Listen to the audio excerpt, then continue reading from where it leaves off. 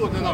我们需要的是学校好的环境，大家也讲了啊，地铁很多事情都要做，希望就这个事情呢，让明天或者今天用动员我们所有的议员来反对这个建设新的啊，希望大家都明白，能够走在一起，只有一个目的，我们不需要啊经费这么多的花用，要的是用我们的真正的啊环境健康的地方。感谢今天他们给我的机会，多谢大家。Good afternoon, Mr. Chan. Would like to thank the three council members for standing up to their conscience for what's best for New York, what's best for the communities, and what's best for the people.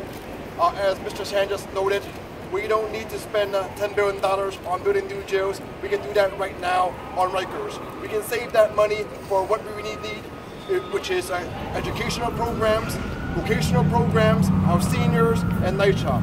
We urge the City Council, we urge the public to let our City Council and our Mayor know that to vote no on this plan. Thank you. 我们不要新的 jail 啊 ，No new jail. No new jail. No new jail. No new jail. No new jail. No new jail. No new jail. No new jail. No new jail. No new jail. So, you've heard it. You heard it from the neighborhood. You heard it from the council members that are here. You heard it from the president of the Corrections Association. You heard the voices here that are saying that something is wrong, that we're pushing this through, and disregarding the voices of New Yorkers when it comes to building borough-based jails, as well as if we want to correct the criminal justice system, then let's fix the criminal justice system and be honest and true of us correcting that system and not blame it on the brick and mortar of Rikers Island. If you want to make sure that you have a jail that's in place, then treat it as a jail and give it the resources and not treat it as a prison and disrespect it and then blame the individuals who have to endure what's inside of those facilities. That's just wrong, it's not right, and I'm asking all my colleagues to put our children first and taking money to build our education system back up as opposed to trying to build our people who might have messed up because their education was wrong early on. Again, if you're talking about 10 years from now, you're not talking about the inmate that's in there in lockup right now. You're talking about that 9-year-old who's going to walk past the building every time they got to go to school to see a jail.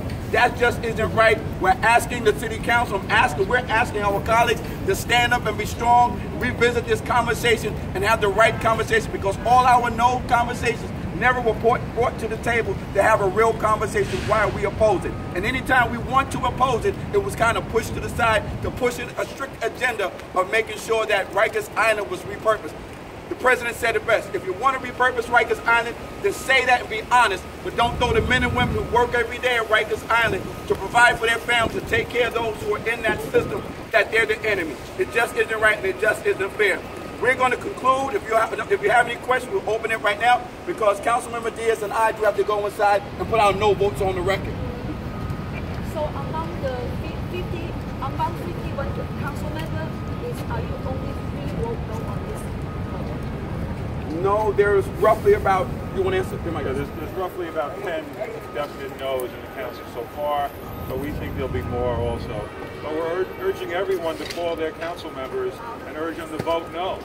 And again, this is the taxpayers of the city of New York are going to bear the brunt.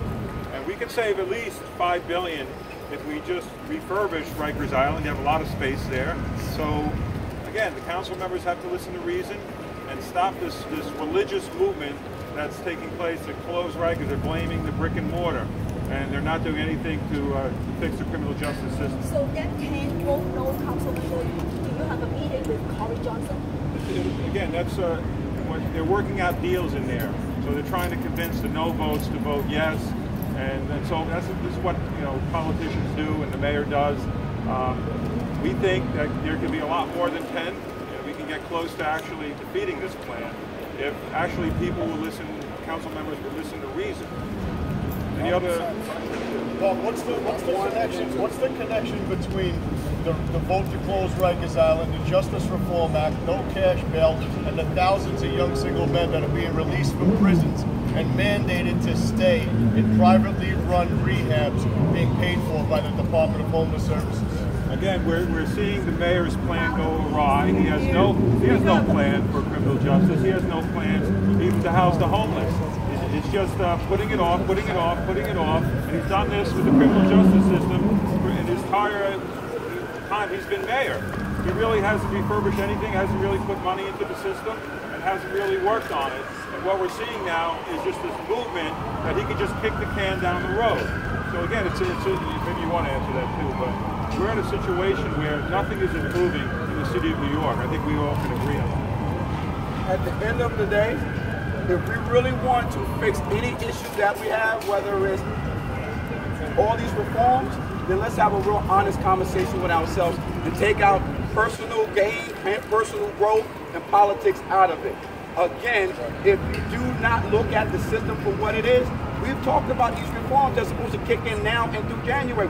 We have no idea what impact it's going to have on the system. So why are we so adamant in trying to build neighborhood jails when we don't even know what we're going to be dealing with coming next year? I'm dealing with that with juvenile justice with Horizon when we told them that they weren't ready.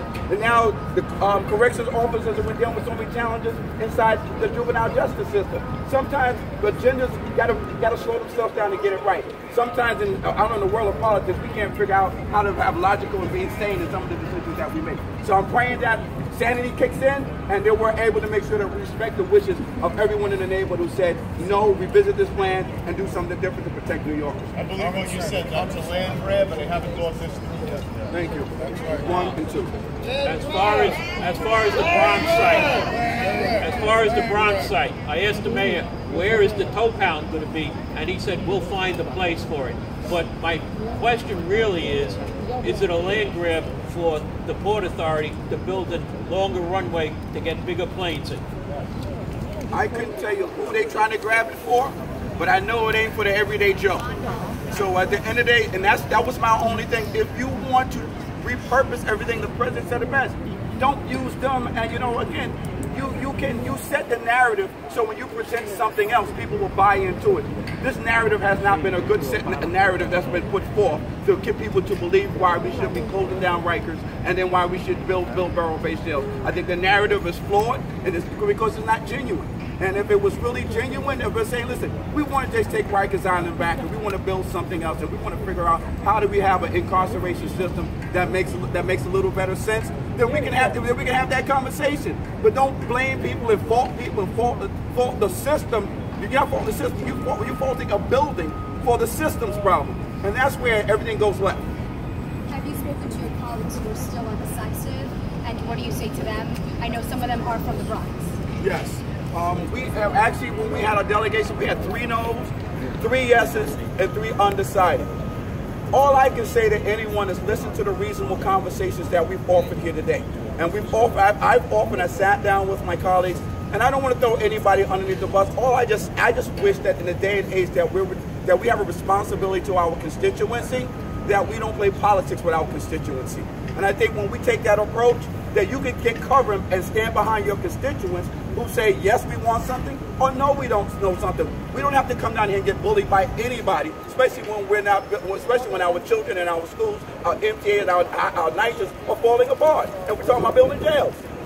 Come on, let's get it together. Just to answer your question, just to follow up on the land grab, many people think that they want to extend the runway at LaGuardia, obviously to, they say, make it safer. But again, it's really a master plan to make an international airport, and that'll be on the backs of the people of the Bronx and the Queens. We'll have to have the larger planes and more noise and more pollution. So this is a really, we can look at it as a land grab. Why else would they just not even consider? And I had a bill to actually create a commission to study the cost of renovating Rikers, which they wouldn't even think of. It never saw the light of day for over a year in the city council because it doesn't fit into the plans of a land grab. And that's exactly what this is looking like and smelling like. It's a land grab for either a larger airport, larger planes, more noise, more pollution for the Bronx and Queens residents. So we really have to be suspicious of any movement that just wants to close it without actually studying all the options.